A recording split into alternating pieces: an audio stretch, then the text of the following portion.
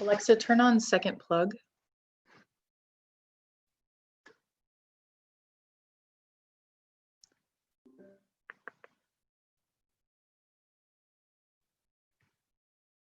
I was just at your office, so. Oh, well, wonderful, wonderful. Yeah. I didn't, we haven't started the slides yet. I was just trying to get a feel for everybody's week, and I was apologizing for my totally mess up last week with Tammy. I felt so horrible. I was very sick that night, and then I thought Nancy was letting you guys in, and it was just a miscommunication, and I was so sorry. I didn't know till the morning, and I couldn't believe it. Oh no, So, everything's fine here. No problems. Your health is paramount. That's fine. Yeah, she's absolutely lovely. I hope you guys had a good experience with her. She is just she has a real passion for all of this, and so I was really glad that she was willing to meet with you guys, and she does this all the time, and she just is really just wonderful and kind of gets you spirited sometimes if you feel like you're don't have a lot of momentum. She'll help you get there. So oh yeah, no, she was sending me emails and stuff. I had questions for her. She was really responsive. She was very nice. Oh, great, great. I'm so glad that you guys had that experience. So I am going to talk to you guys about the 511 this week. I was just talking with Angela, and she was kind of feeling like she wasn't up to par to being at the 511, which is totally fine. We're going to get her going so she feels good on her 222 rules and all that good stuff. Tom, how do you feel with your feeding window? Well, I do intermittent fasting already, so this is not a huge problem for me at this point. I'm a little apprehensive about the thought of 5 days, but well, that's down the road. I understand. Totally, yeah. And this week will be your first kind of week where you get a little bit more of a push, where we're going to talk about one feast day and one famine day. And so the one day where we're going to try to go dinner to dinner. And so you can choose that day. Obviously, everyone's feast day is probably going to be Thanksgiving. But your famine day, you can choose what day that is. Probably not Black Friday, because you're probably going to eat leftovers. So not a really good way. It kind of sets you up for failure that way. But let's just say you chose Wednesday or you chose Sunday to be your famine day. That would be totally fine. But we'll get into that. So let me share my screen with you guys. And let's see. Okay, so share. Can I ask a quick question on the Keto Mojo? Yeah. So I did I tried for the first time today, and my glucose number was 77, but my ketone number was 0.2. And this was right when you woke up, correct? Yeah, probably like 45 minutes after I woke up. Okay. So normally when we wake up, we think of it that it's going to be our lowest number because we've been fasted overnight. And that's not actually the case, because cortisol is what wakes you up in the morning, and cortisol releases glucose. And so you actually don't have your lowest number right thing in the morning. The lowest your number will be right before you eat, because so cortisol spikes to wake you up, then it starts to drop 3 to 5 o'clock, siesta time. The Italians have it correctly. That's when cortisol is the lowest. And that's actually when glucose drops. And that's why you feel like tired after you eat or in the afternoon time, is because you actually have very low hormonal rush at that time. So right before your first meal, let's say your first meal is noon, that actually should probably be your lowest glucose and your highest ketones. So now we'll have like a little baseline of where you are when you wake up. And now we're going to see what you are right before you eat.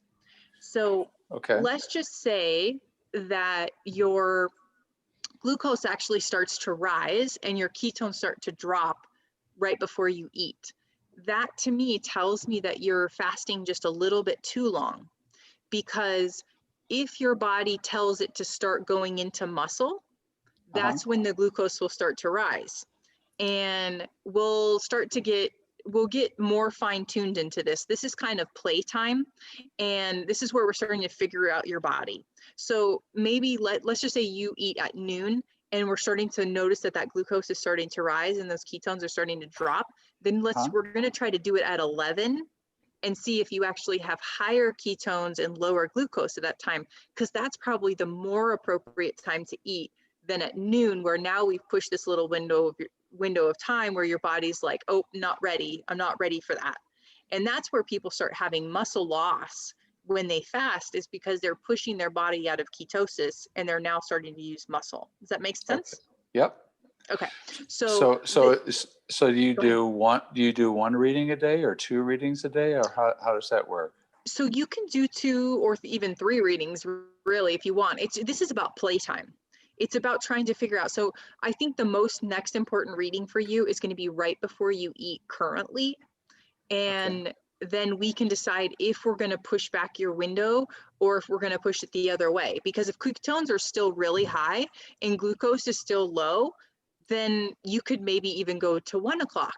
Like that's kind of your okay to push it longer, or your nope, you got to go the other direction. Gotcha. So it'll just be a time of a little bit of discovery of seeing, because you've done intermittent fasting for a while, we'll be able to kind of see what your body is saying about that and how much it's abiding. So we'll play. Okay. Gabe, did you have an okay week with your intermittent?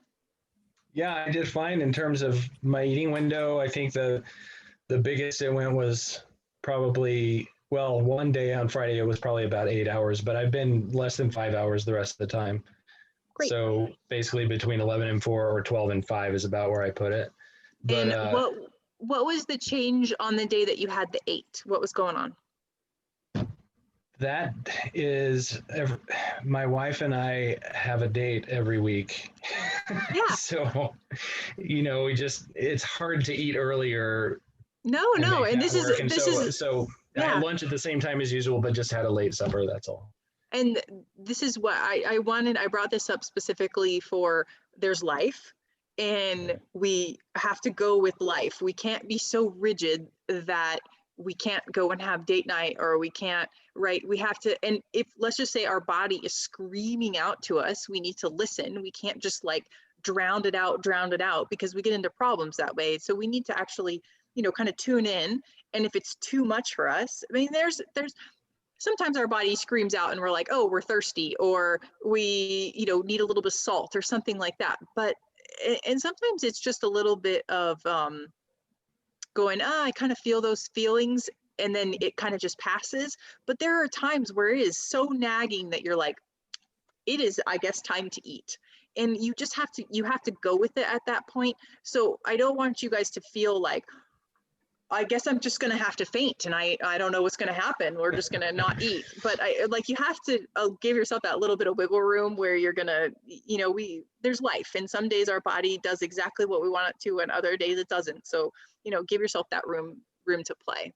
Okay, so now I will share my screen with you since I have it pulled up. There we go. And there.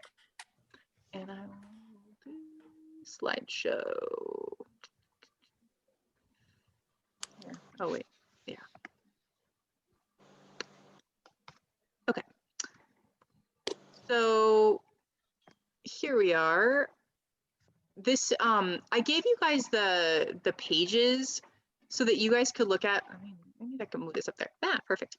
I gave you guys the page numbers so you guys can look at in your book the exact week. So it might be easier to kind of flip through. So that's there for you. And if you guys tested with and without coffee, did anybody test with their coffee or? Yeah, I did. Not? Yeah. And how was it? Well, it was good. It was interesting. So I did this back in January. I tested to make sure I could still do my Bulletproof Coffee, and found that I could. But last week, Tammy said that one thing that'll put you out of I don't know if it was out of ketosis, it would put you out of the fasting state for autophagy, was rule of thumb 300 calories or more. Yeah. So I've been knocking out my 2 ghee and 2 coconut oil in my morning coffee. That's a huge, so it's like a 500 calorie coffee. Mm-hmm. Yeah. Well, it turns out that does not, I mean, so I tested right before it. I tested 30 minutes after I finished drinking it. And my glucose went down and my ketones went up. So Perfect. I think I'm good, right? Yeah. Yep. So. Yeah. So Angela, this is we testing before and after coffee. Are you a coffee drinker? I'm not a coffee drinker. I've been drinking the Bulletproof like latte. Okay. Or it has the butter and the MCT oil just Okay. to get added stuff in. And Yeah. I did drop by the office Friday morning because you guys had said to try to come by Friday to get keto, whatever that measuring thing figured out. The InBody? But walked when I got there at 9:30, so I left. And I'll try time for you guys to help me figure it out because I could not get the thing to read what my results were when I had like the thing in with blood on it. I couldn't get it to like see what the reading was. Okay. Yeah, we can arrange for that. Absolutely. No problem. So yeah, what we'll do is we'll test you before you have the Bulletproof and then 30 minutes after. And we just want to make sure that your glucose does not rise, because sometimes when people get caffeine, they get an adrenaline, so cortisol, and then sugar releases. When I was having my adrenal fatigue, this was a really big problem for me, but other people like Gabe totally had no problem with it. So it's very individualized, and that's why the testing is so important. Okay. Were you able to see the, go ahead. Go ahead. So when Gabe did his Bulletproof coffee, 30 minutes later, his ketones went up and his glucose went down. Is that going to give him the leeway to drink Bulletproof coffee during the 5-day fast? No.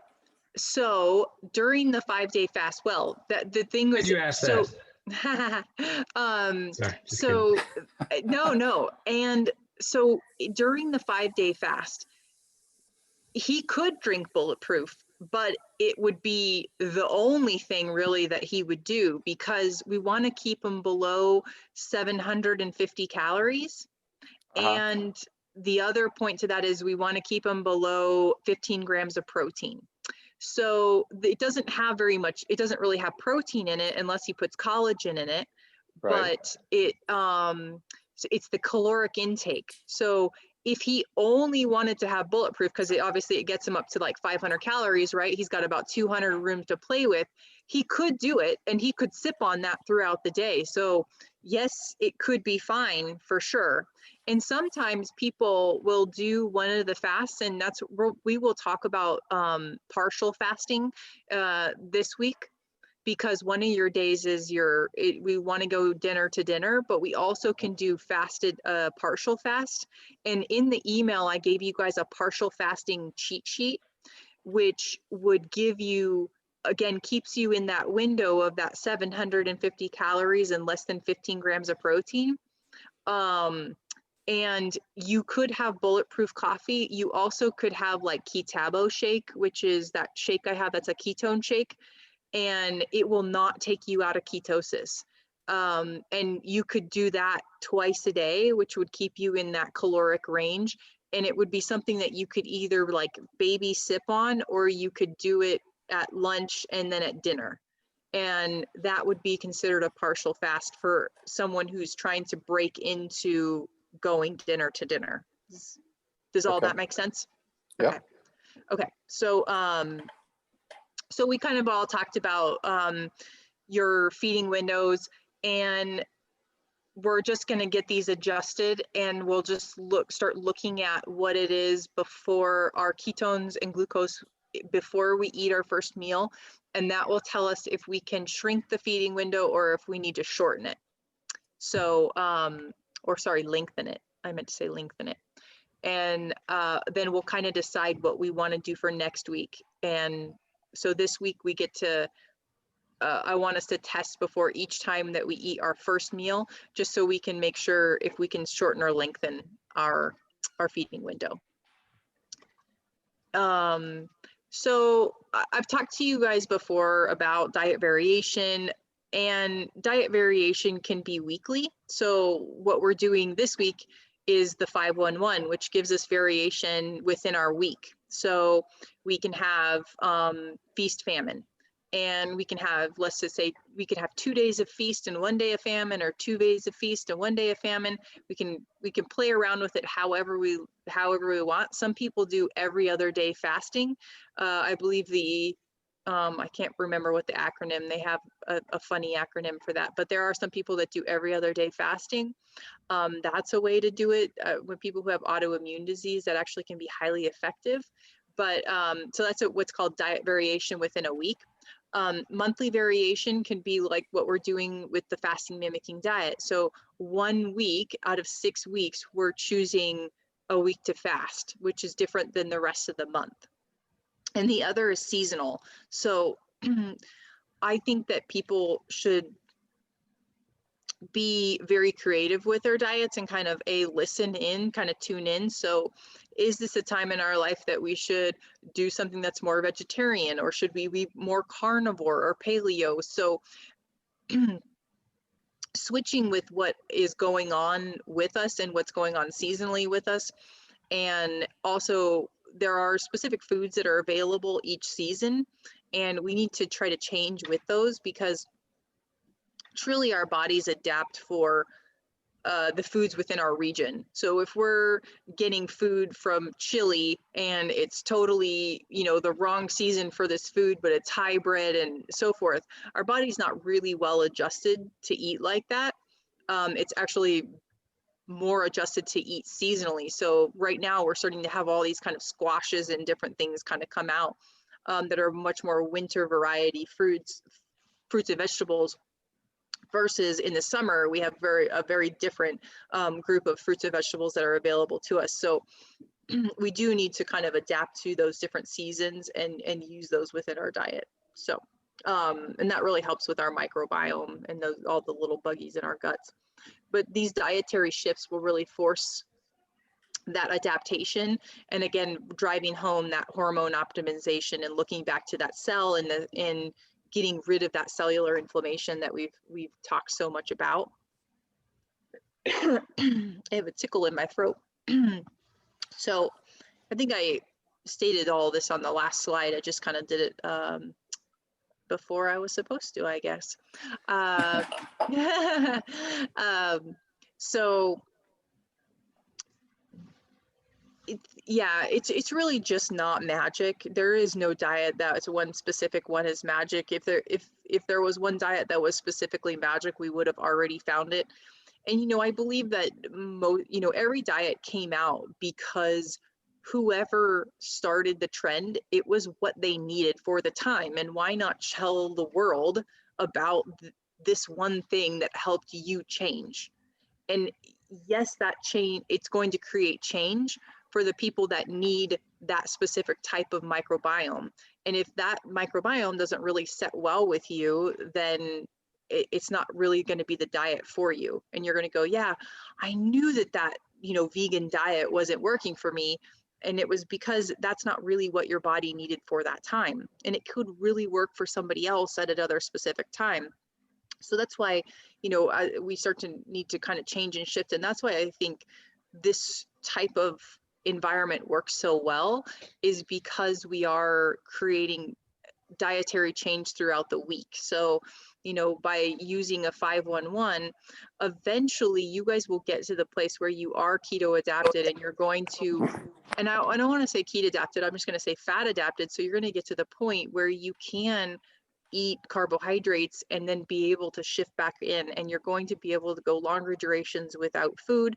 And then when you eat, you can kind of eat what you want and then have a longer duration without food and be able to go in and out of ketosis.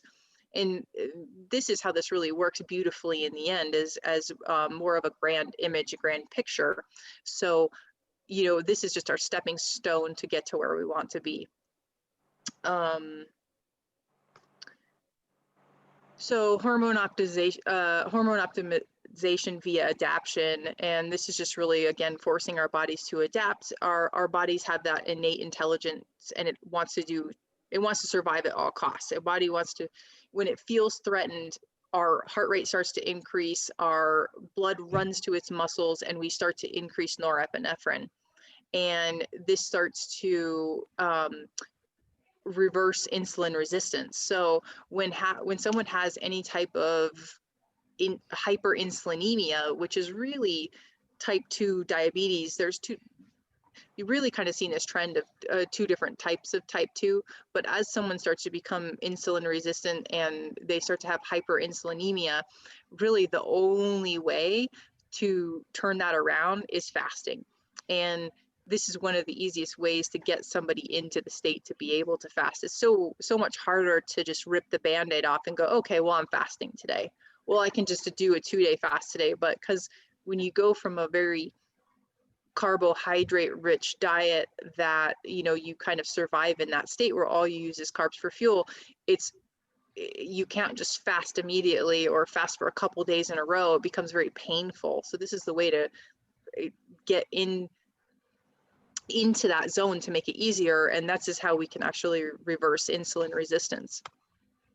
Actually, Dr. Jason Fung has done a really good job of teaching about fasting, and also teaching us about fasting. And with diabetics, we're always told that we couldn't fast anybody with diabetes, which is very untrue. It's actually one of the best things to do for type 2 diabetics. Type 1 diabetics is a whole nother story. But for type 2 diabetics, you can see people reverse and very much get well. So it's pretty incredible. So norepinephrine is one of the coolest hormones. This will increase hormone sensitivity. It drives fat adaptation. It preserves lean muscle mass. And when we have these abrupt diet shift, this is what we, with alternating day fast with the whole feast famine, this is how we can get an abrupt release of norepinephrine.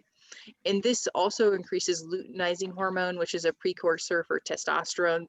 So it can be great for both men and women that are lower in testosterone, and we start to see this luteinizing hormone decrease. They actually have peptides that focus just on this specific thing, but we can actually get this from fasting, which is pretty incredible.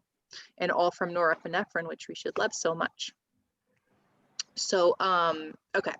So the 511, what we're going to do is we're going to choose 5 days, and you guys, everybody's schedule can be different. I don't care if we're all on the same page or we're not. We can choose different days that we want to do it, but we all agree that Thanksgiving is feast day. So fast day, you guys can choose whatever your day is going to be. The other days you're going to do regular intermittent fasting like you would do. So if you start at 11 o'clock or you start at noon, or Monica that starts at 8 o'clock in the morning and stops at 3 o'clock or 4 o'clock in the afternoon, everybody's a little bit different on that. You guys choose your regular intermittent fasting days, and then on your partial fasting day, you guys can use that cheat sheet that I sent you in your email.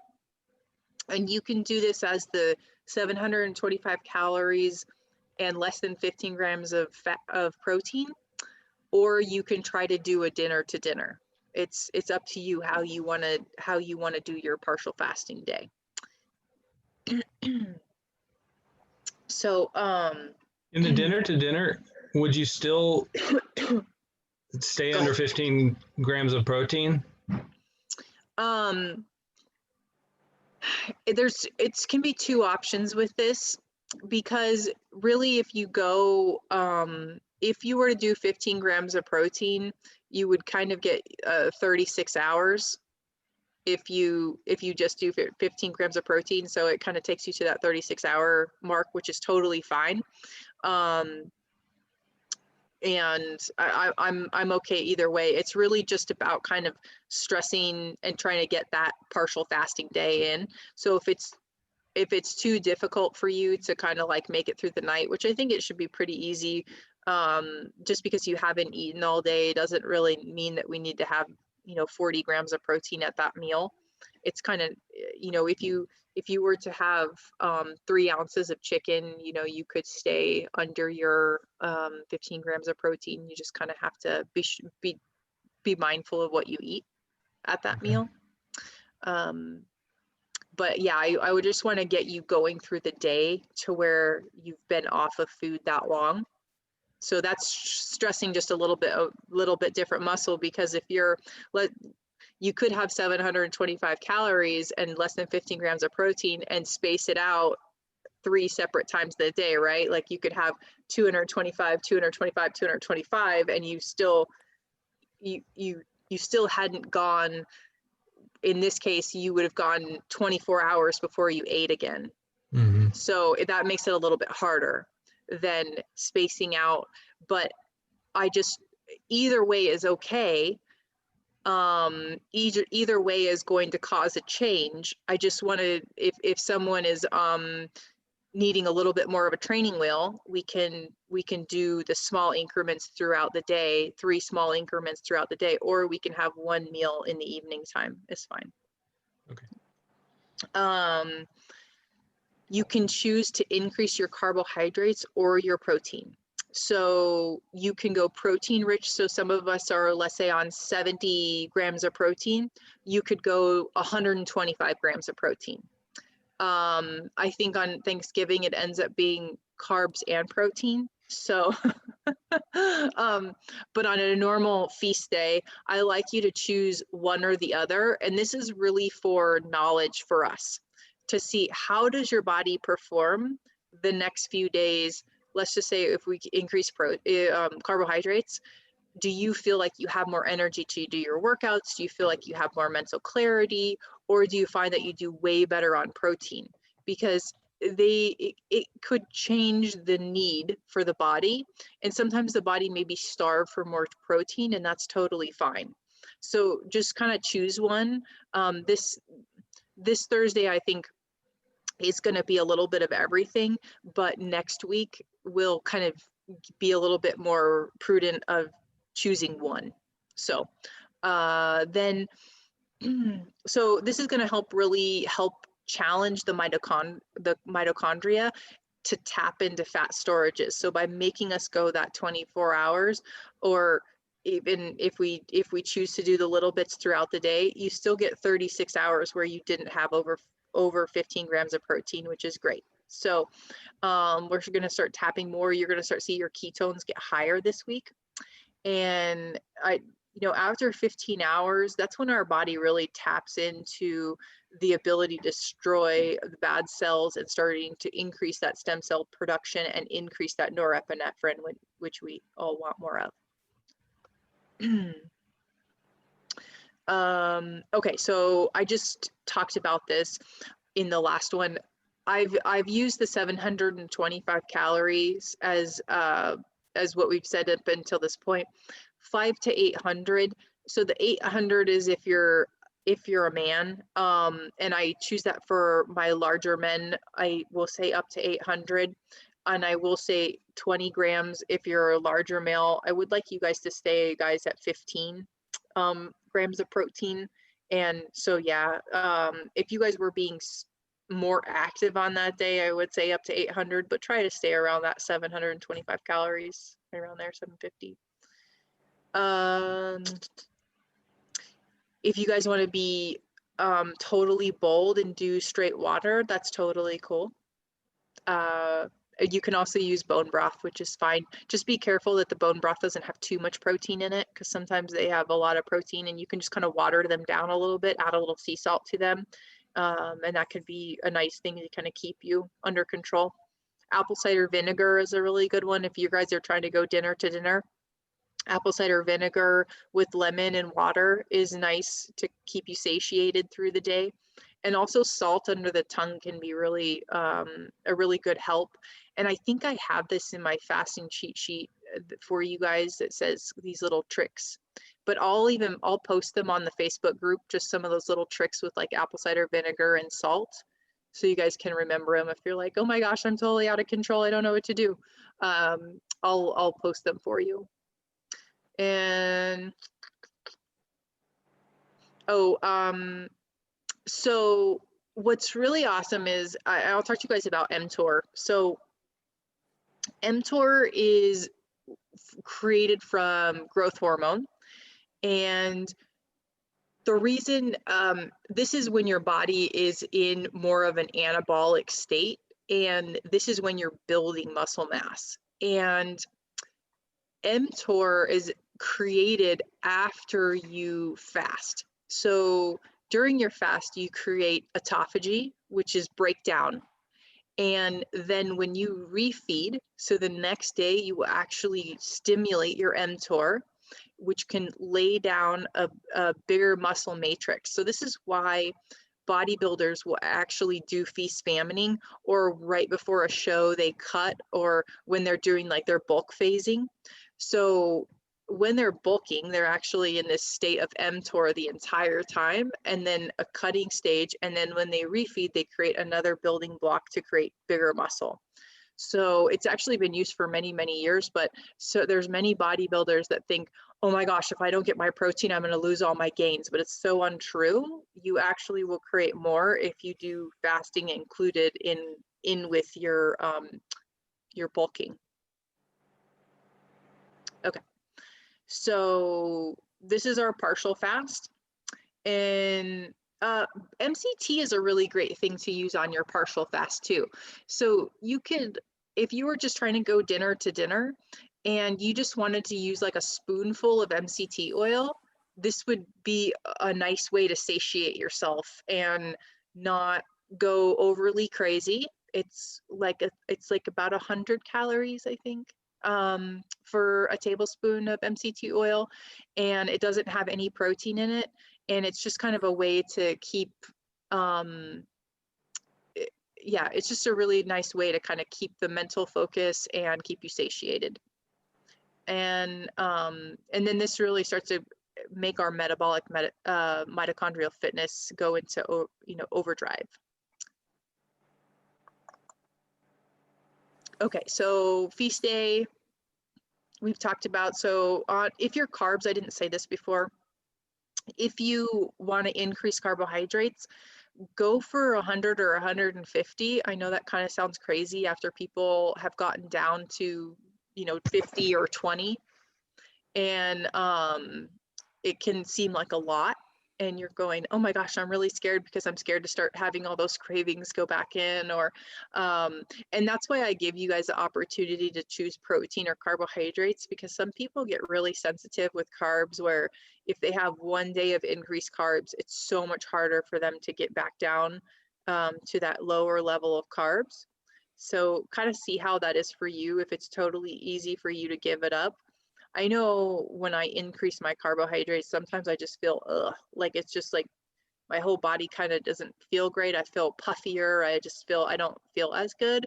And so it's easier for me to do increased protein days. And it's very individualized. It's nice to, I do want you to not worry so much about the carbohydrates on this day. I don't want you to try to really restrict the carbs to the point where, you're at 20 grams and you're only increasing protein on that day, because we do need to replenish the glycogen storage. Many times when people do not do well on low carbohydrate diets is because their muscles really start to scream out for the replenishment of the glycogen within the muscle. And that's when they all of a sudden go crazy and just start binging, because they'd never replaced that glycogen storage. So there is a rhyme to the reason here, or a reason to the rhyme. How about that? We really do want to replenish that storage. And so we can deplenish again and then replenish.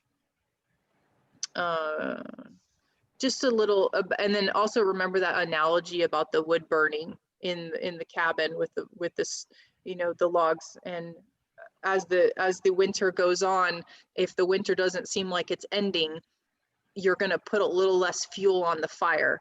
So it's harder and harder to lose weight, because the body doesn't know when you're going to replenish the logs. And so by giving it the glycogen storage back and then taking it away, it knows that you're going to keep doing that. But if you weeks on end, don't give it back the glycogen storage, it then starts to pull those wood back into the fire, and it doesn't help you burn. Okay, so just a little recap. And so this week, 5 days we're doing intermittent, and we're going to have 1 day of fast and 1 day of famine. We are going to continue our 2-2-2 rules on the days that we're doing our intermittent fasting. And you can use on your famine day, you can use any type of detox support, whether it be like a detox tea or the apple cider vinegar, MCT oil. If you guys want to do the partial, all of those are okay. And then on your feast day, increase carbohydrates or protein. Regardless, I want a little bit of increased carbs. If you're only doing protein, I want to see it a little bit higher on that day. And you do not have to intermittent fast on this day. You could start at 8 in the morning and end at 8 o'clock at night if you want. It's totally fine. But please no pizza and bagels and that kind of thing. I want you to make good choices. So this week, we're really going to be forcing more adaptation. You're going to start to have some cell autophagy happening. You're going to prepare your body for the fast, and it will see less daunting to think about our 5 day. And we're going to start having a little bit more hormone optimization. And so just plan your week. Biggest takeaways is don't go, okay, so today's going to be the fast day. No, I'll make it tomorrow. And then every day it's going to be tomorrow. And then you're going to get to next Monday and go, I just didn't do it. So try to just pick it so you guys can, plan for it, and then plan, make sure that you have whatever tea you want, or if you want MCT oil packets or something that makes it more convenient, just make sure you plan. I did put, this is just a kind of a sample menu of how it should look. And you can start trying to break it down to 2 meals if you're ready for that, 2 meals a day. If you're still kind of at the 3 meals a day, that's okay too. I just want you to start working on we're just going to keep narrowing feeding windows if our body is allowing us. And again, if you guys are feeling hungry in between your 2 or your 3 meals, it's really because you didn't have enough at the meal that you ate. So we need to think of other ways that we can put things more satiating within your meal to hold you over, because I really don't want you to feel like you're starving to get to the next one. Is anybody feeling like that? Are you feeling like you're starving to get to the next one? I'm experiencing hunger before my noon or 1 o'clock meal. You're experiencing hunger before that meal? Like sometime during the morning, I get hungry. Now it's bearable hunger, which is different than before I was fat adapted. And does it dissipate? Like, does it come on and then dissipate? Yeah. Ooh, okay. So I'm going to give you guys I'm going to put it on the Facebook group, and it tells it. So our body has circadian rhythm, and it has a rhythm where, just like in the afternoon when we get that kind of lull and we feel all tired and our cortisol goes down, we actually have a hunger circadian rhythm that's built into our system. So regardless if we're fat adapted or not, you're going to get these little spikes of hunger that will dissipate. So you give them, a few minutes, let's just say 10 minutes, and then they start to go. Like, you notice them, you're like, wow, that's kind of intense. And then they will immediately go away. They're a little bit different than the full on, like, if you don't feed me, I will hurt you. Those are a little bit different pains than just the natural rhythm. So I'll post those natural rhythms about hunger, and we may see with you just even a little salt under the tongue or something might make that go away for you in the morning, and make it so it's not so it's bearable. But I would have you look at your sugar and your ketones when you get that hunger, because I'm curious if maybe it's telling you that we need to have food just a little bit sooner, but Okay. let's just see where you are. And so in that case, it would be if my glucose is elevated, yeah, then if your glucose starts to elevate and your ketones start to drop. okay. And the other way would be if ketones drop and sugar starts to get low, because now in that state, your body has it, it's not activated gluconeogenesis, which is stealing from your muscle, but yet your body's starting to get into a stress state where it's not using your ketones. So ketones are starting to fall, but your sugar's falling. And that, in that point, you're not supported. And so that's the point where you could actually feel a little bit woozy or something like that. That would be a not supported state by your body, and it would say no go. So those would be the only two ways it would tell me, yes, you should eat sooner. But if neither of those are going on, it could probably just be a natural rhythm that's kind of hitting you because it's controllable. Yeah. And it might not be that you actually didn't like eat enough at dinner time. It might just be that you're having a natural rhythm. Okay. Okay. So yeah, I just put those in. And then if you guys haven't looked at the cookbook, yeah, you did. Check out your cookbook and get ready for your Thanksgiving meal. There's lots of really good stuff in there. I have one for Christmas for you guys too that's going to come out. So you guys can have that. But yeah, share it for anybody who's interested. And I think, you know, there's a lot of great stuff to choose from. And I think it makes Thanksgiving fun, and many of us probably aren't going to big family bashes this year, just depending on how your family is and how at risk they are. But yeah, you know, COVID is keeping us a little bit more closer to home, so it's easier to share our keto with our family than our extended family. So I think it's fun, and I think there's a lot of great stuff, and luckily everything's full of fat on Thanksgiving. We just have to watch the carbs, right? Yeah.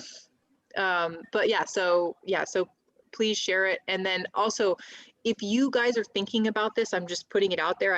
I either way, I don't care what type of fast you do, but the Prolon box is nice because if you're someone who's on the go and doesn't want to think about preparing anything, and you know that you're going to do a partial fast throughout it, these boxes can be really nice. And this is the cheapest price they've ever been. So that's why I always like say, do it if you guys want to do it. If you guys don't, and I have a DIY Prolon box type thing. So it's like it's a do-it-yourself list that you can choose from. But if you know that you're not gonna prepare all of your stuff, then I would say do this.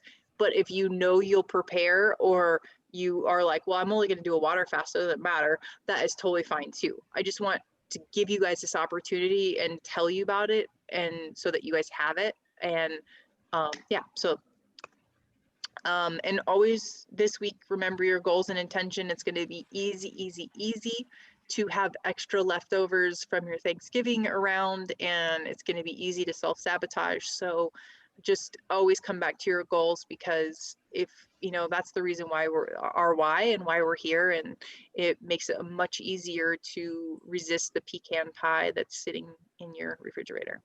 So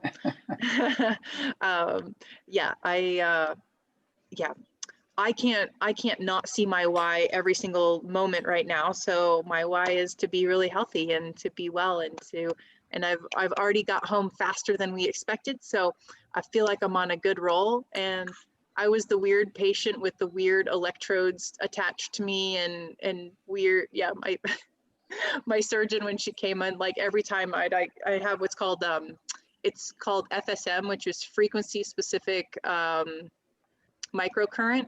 And I had these little electrodes, and it has different modalities. So you can say like scar tissue or certain organs or nerve damage or anything like that. So you can run these currents.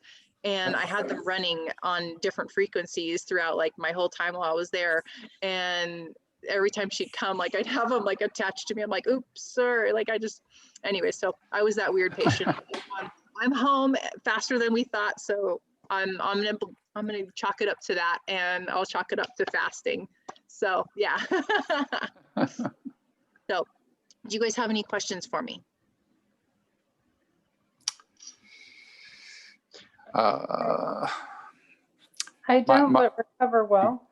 Thank you. Yeah, absolutely. I am very excited to be home, and yeah, I'm excited to keep working on this with you guys. And I know that this is, I have to say to you that I was so happy that I had my history with fasting, because I actually did fast before surgery, and afterwards I so did not, my gut didn't want me to eat, period, and they were ready to like force feed me, and I was just like, no.